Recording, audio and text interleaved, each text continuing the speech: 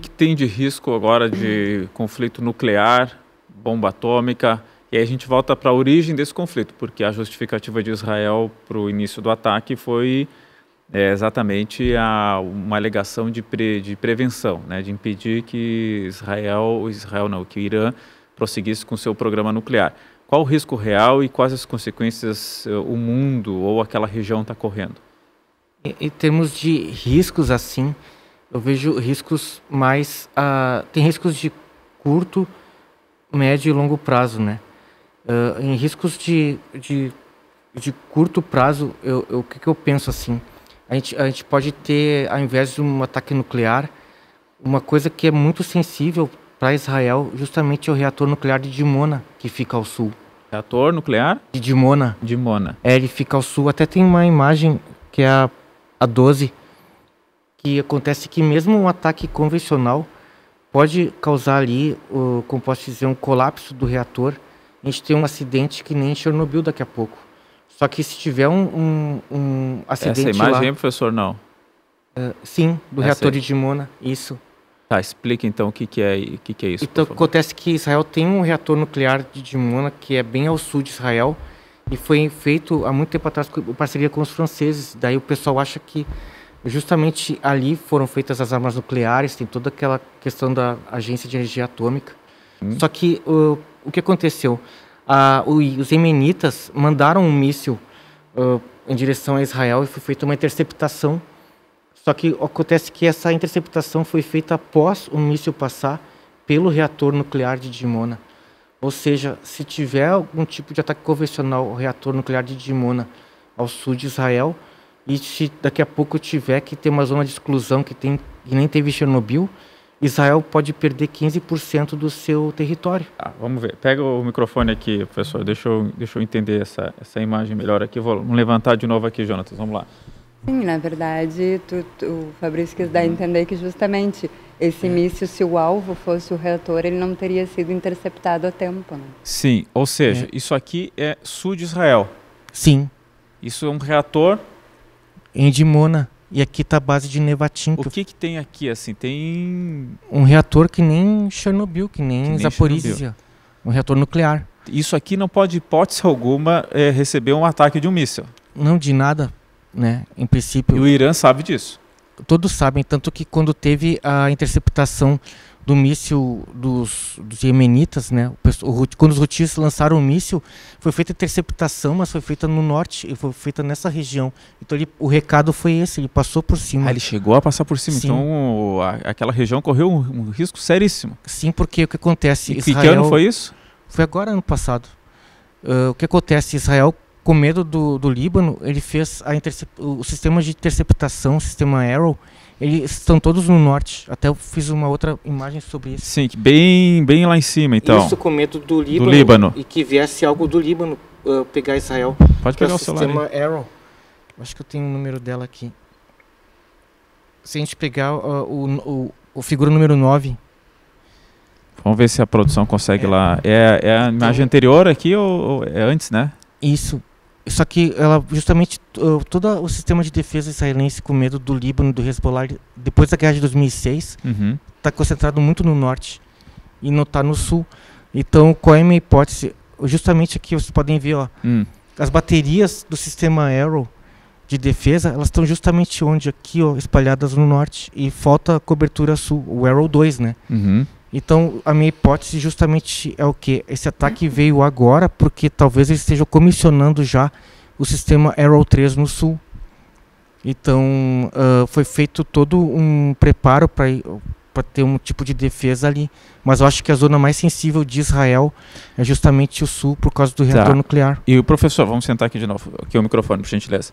E por que, vamos explicar bem didaticamente, por que Israel tem aquele... Como é que é o nome mesmo ali? Aquele centro ali que não pode ser atingido, aquele centro nuclear ali, como é que é o nome? Em Dimona. Isso.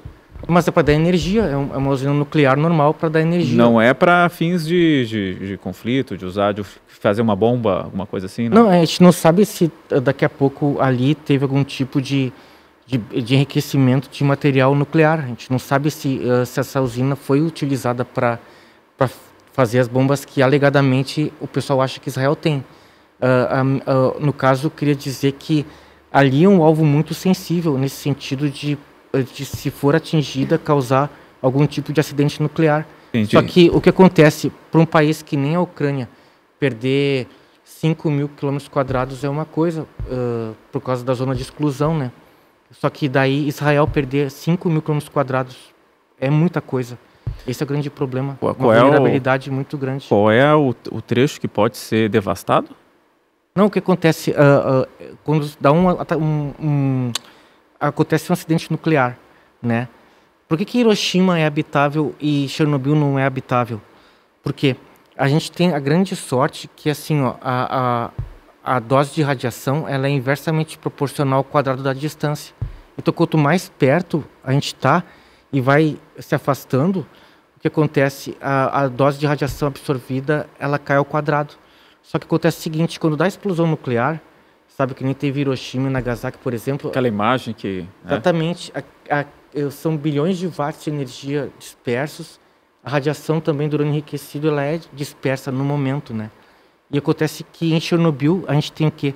180 toneladas de material derretido, emitindo radiação o tempo todo. Complementando um pouco o que o Fabrício falou sobre essa questão do posicionamento do Arrow, porque, na verdade, Israel tem 4 sistemas de defesa, né? Tem o Iron Dome, que a gente é o mais falado, mais noticiado. Que impede aqueles mísseis ali em Tel Aviv, ali, né? Sim, que conta com cerca de 10 baterias, mas Israel também tem o sistema David Sling, tem o Arrow, que o Fabrício falou, e tem também um outro sistema que está em fase inicial, que é uma espécie de laser, também para fazer essa interceptação.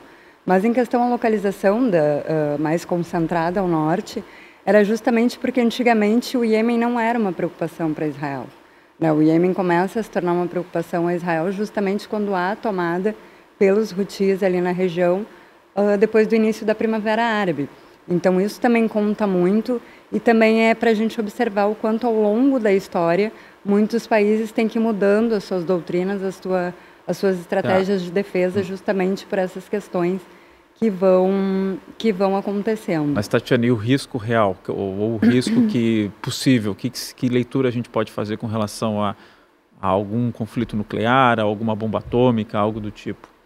Eu concordo mais com a questão do Fabrício. Para mim é um risco mais justamente de ataques convencionais do que propriamente nucleares.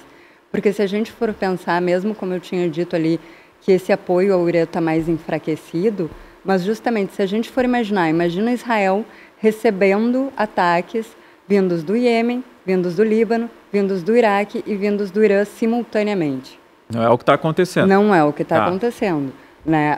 Israel recebeu alguns ataques do Hezbollah no ano passado, ainda no início da guerra, né? Alguns ataques dos Houthis, mas sempre separadamente, nunca conjuntamente. E esse seria o grande risco, a grande vulnerabilidade ali para Israel.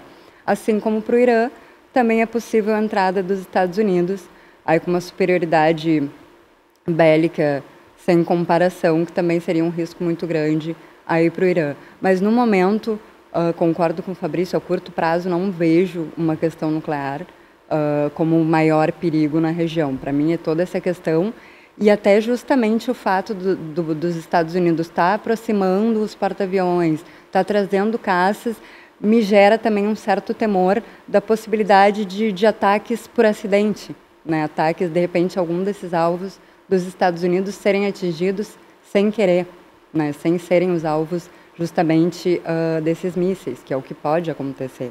Como o Fabrício falou, tem muitas bases ali na região também dos Estados Unidos, dentro do Iraque, no Catar, muito próximas ali a esse conflito.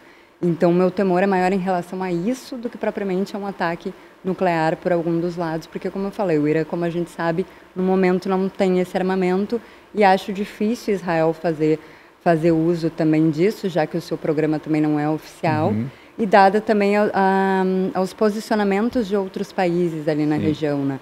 O príncipe da Arábia Saudita se colocou contrário ao ataque de Israel, o Paquistão se posicionou também dando a entender que poderia auxiliar o Irã no caso de um ataque nuclear vindo de Israel. Então, tem todas essas questões por trás também, paralelas a isso, que nos levam a crer que justamente o maior perigo são ataques convencionais e, por exemplo, a questão de atingir algum alvo ocidental por acidente. Sim.